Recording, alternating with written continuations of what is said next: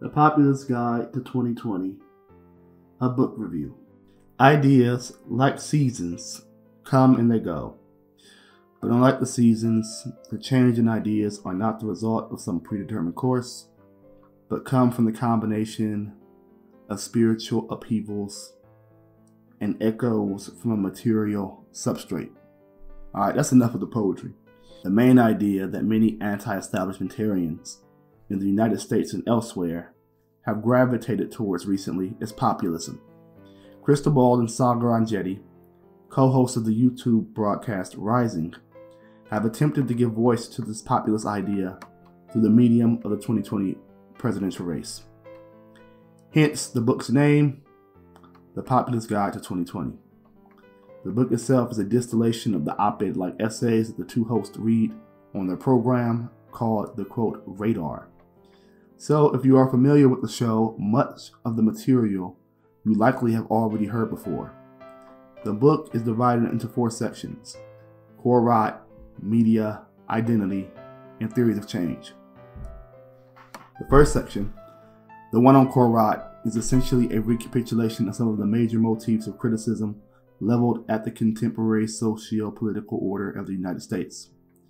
The election of Donald Trump is a symptom of America's economic, cultural, and civic decline under the reign of neoliberal policy. The working class has been left for dead, wages have mostly stagnated, opioid addictions have run rapid, jobs have been outsourced, unions decimated. Neoliberalism is the ideological foil of this section, and really of the whole book. The entirety of the text can be read as a concrete analysis of the effects of neoliberal policy on the media, political establishment, and other elite classes. For this reason, this section on core rot examines the strategies that corporations, political candidates, sports leagues, and others use to obfuscate the fact that cultural decline is underway and that the quality of life, as well as the length of it, has fallen in the United States. This fact is expressed by the NBA capitulating to China, Joe Biden's milquetoast status quo positions that take it that Trump is the issue with the nation and not a symptom of more fundamental issues. It also shows itself with the Democrats' fixation on impeachment instead of more substantive policy concerns. The section on the media is the most interesting section of the text. Ball and Angetti are at their best when they are laying bare media hypocrisy. This is the case because both were in the mainstream media in some fashion, so they understand these issues more intimately. This section contains the best essay in the text. The essay entitled, quote, A Unified Field Theorem of Media Bias. It is a very short essay, but through an analysis of a few figures who were running in the Democratic primary, it gives an account, embryonic though it be, of biases of the mainstream media. There are 2 factors that account for the bias.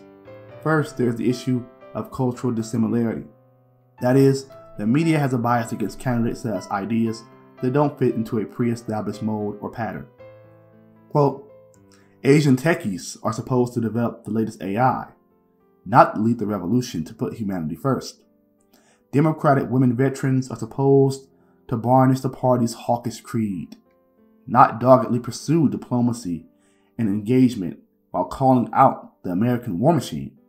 Spirituality is not supposed to be mixed with politics on the left, even though religion is fully weaponized by the right. Close quote. Secondly, and more obviously, the mainstream media and the political class is against any candidate or idea that threatens their power or class interest. These 2 points are mutually enforcing, but the fact that a candidate does not fit into a pre-established mold signals to the media and political class that he or she might want to actually make fundamental policy changes that could, in theory, threaten the interests of these political and media elites. If neoliberalism is the ultimate ideological foil of the book, then identity politics is seen as the handmaiden of neoliberalism. Identity politics is seen as cultural pandering that obscures the fact that the economic reality for the nation is in poor condition for the working class. Instead of advocating for systemic economic change, corporations and corporate-friendly politicians virtue signal to cultural issues pertaining to gender and racial representation instead of transforming the system. Quote, what really threatens American elites isn't the notion that we need more women or people of color with their boot on the throat of the working class. The real threat comes when people start asking why the working class should have a boot on their throat at all. Close quote. The last section of the book pertains to what the authors call theory of change. This is the section that the authors themselves seem to hold in the highest regard. Theory of change seems to be a term used to describe the methodological strategies that a candidate or campaign will implement to realize their agenda. It encompasses the demographics a candidate needs to turn out in order to attain victory, the strategies that they will use to push their policy once elected, and the values that govern how they want to implement change. This part of the text wasn't as interesting as the previous chapters, mostly because much of the arguments in this section had already been covered in earlier parts of the book. Evaluation. With exposition complete, time has come to render judgment. This is a solid work for those encountering the rising populist discourse for the first time. For those familiar with the show and the discourse that the program emerges from, this book may not tell you much of what you don't already know. The core rot that the book wishes to address had already been analyzed by books like Charles Murray's Coming Apart, Andrew Yang's War on Normal People, or more academically by Robert Putnam in Bowling Alone. So the problems won't seem that interesting for those familiar with the political zeitgeist. Additionally, the theoretical grounding of the book is lacking.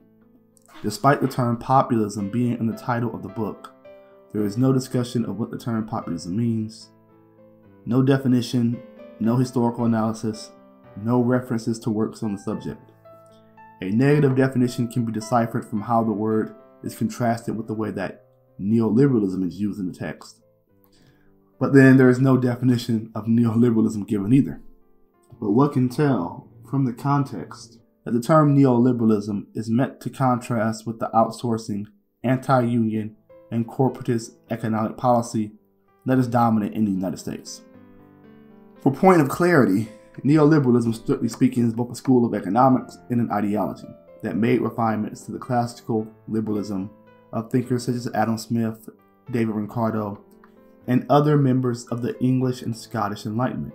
Classical liberal theory tends to take a more laissez-faire approach to government and believes that most suboptimal economic outcomes are caused by government interference into market affairs.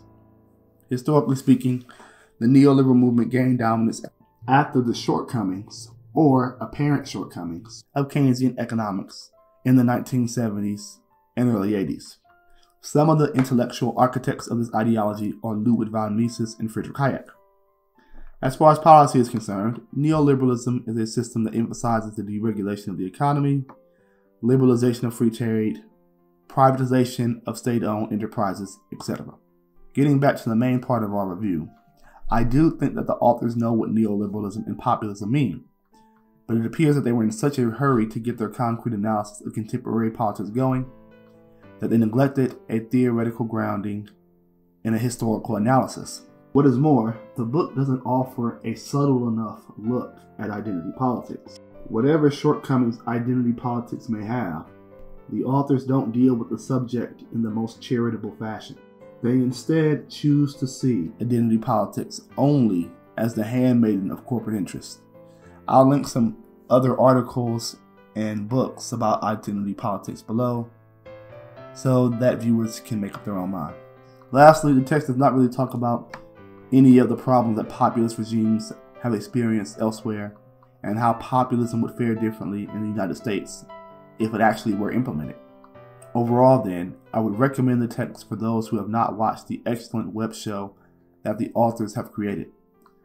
But if you are already familiar with the program and are politically engaged, then the book would not be as useful aside from being a storehouse for some of the radar segments that you might have missed. Postscript. When the primary was still going on, I did not know what direction the show would take after the primary was over. The show has been getting more criticism from the left lately, or at least people's opinion of the show has become more mixed. There is this idea that the show has the implicit, or maybe even explicit, aim of converting people on the left to right-wing politics. I think the argument is based upon the fact that the show seems to attack Democrats more than Republicans. Though I'm not sure if that perception is the actual reality or not, I could see it being true. A more conspiratorial argument could be that the show, knowing that most of the people who watch it are on the left, does not actually have the aim of converting people to the right, but simply making them apathetic to institutional politics, thus driving down Democratic voter participation. But these speculations aside, despite what could be perceived as the show's anti-Democrat bias, I do think the show has an overall positive influence, since it is one of the only programs that consistently pays attention to the economic problems millions of Americans face, especially during this extremely unequal recession. Despite the fact that the program sometimes promotes people who are not, in my opinion, authentic proponents of left economic policies, the fact that the economic prospects of millions of Americans is at the forefront of the channel makes it worth the watch, despite the fact that it can seem, at times, to be more interested in attacking Washington and other journalists and pundits, as opposed to delving deep into policy issues and producing a perspective that looks forward to a better path.